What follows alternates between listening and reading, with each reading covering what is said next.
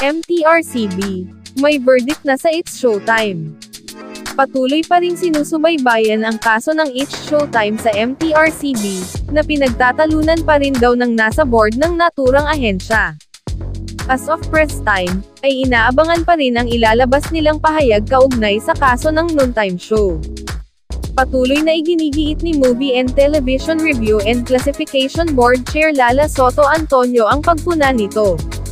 Kabilang umano sa mapapatawan ng suspension sina Vice Ganda, Ayon Perez, Kim Chu, at Jong Hilario. Isiniwalat ni Movie and Television Review and Classification Board Chairperson Jorelo Lala Soto Antonio, na ilang beses na nilang pinadalhan ng warning ang programang It's Showtime, dahil sa mga mahahalay na lengguwahe, pero binabaliwala lamang sila. Aniya, matagal na nilang binabantayan ang programang It's Showtime, dahil sa mga ginagamit na lengguwahe ng mga host, kaya ilang beses silang nag-i-issue ng warning sa programa. Kung alam nyo lang, ilang notices na ang pinadala namin sa kanila.